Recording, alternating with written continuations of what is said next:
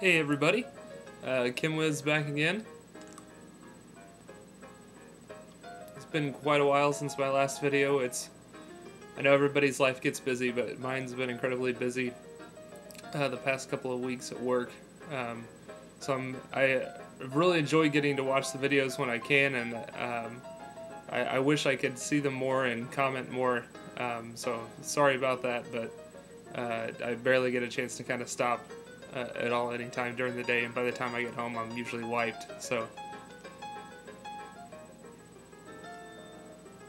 But to everybody who's making videos out there, great. I really love watching them. I really enjoy everything from the very informative to just the laid back smoking a pipe, talking about what's going on during the day. I really enjoy seeing David back at the virtual smoking lounge, as I'm sure everyone would agree. And certainly his family's in my thoughts and prayers during that time. But anyway, the topic of today's video in a minute will be nicotine. But before that, I am smoking a blend Virginia Spice by PipefriendCHS.com. Thanks to Stormwolf for the tobacco swap. Him and I exchanged some tobaccos, and this is one that he sent me. It's a cigar blend. It's actually the first cigar blend that I've smoked. And so far so good. I'm just about 2 or 3 minutes into the bowl, but it tastes really nice. It's really not a whole lot of anything overpowering. But it's just kind of got a subtle cigar flavor, and then kind of a grassy kind of taste, which I guess is from Virginia's, which I don't usually smoke straight Virginia, so I don't know for sure.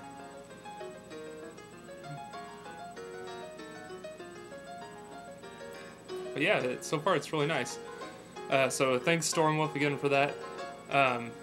But to the topic of today's video, nicotine.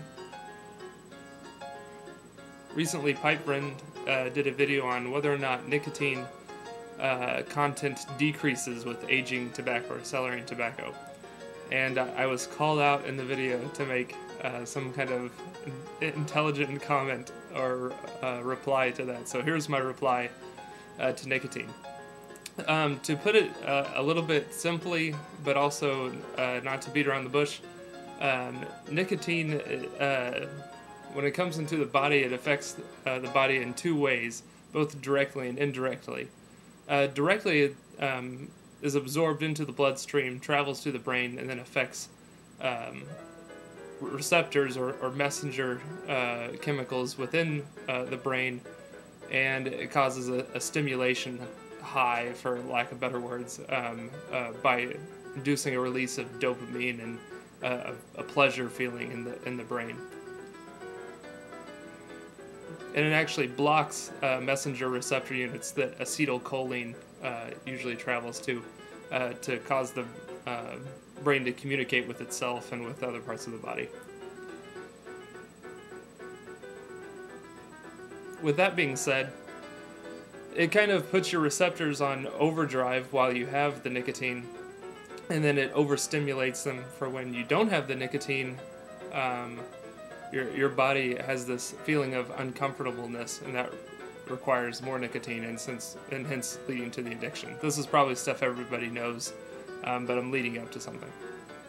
However, the nicotine in the body eventually gets processed or metabolized through an enzyme, a class of enzymes called cytochrome P450 that's located in the liver.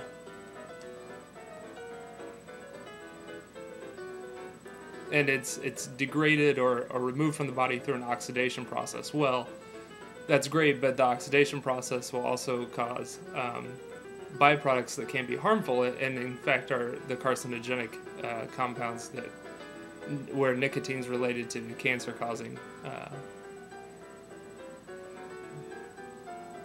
There's other byproducts in the body or chemicals in the body that are in great proximity to cytochrome P450 in the liver. Namely 1-nitric oxide gas, which can then react with the byproducts of the nicotine, causing the formation of carcinogenic compounds. So that's one of the downsides. Now, getting to the point of Pipefriend's video, which is, does nicotine decrease over the course of aging tobacco?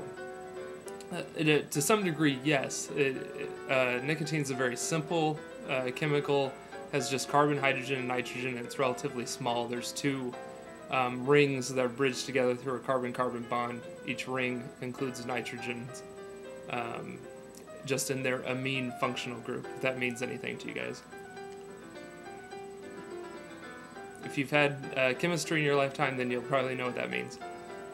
So yes, there is some oxidation that can occur through oxygen gas in the air, and with the assistance of UV light, or sunlight, or even to some degree indoor lamplight. And then finally, the greatest factor is time. Now, on the flip side of that is the nicotine may get oxidized, where it's not going to affect the stimulation feeling in the brain, but the byproducts of the oxidation of the nicotine is still present in the tobacco.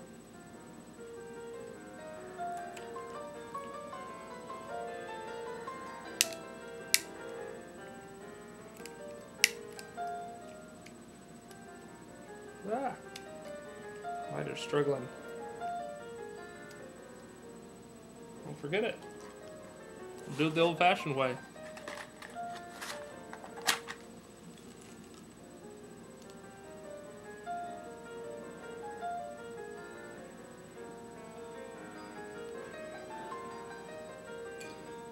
So, this is kind of getting long, so I'm going to stop this and have part 2 of nicotine explanation coming up.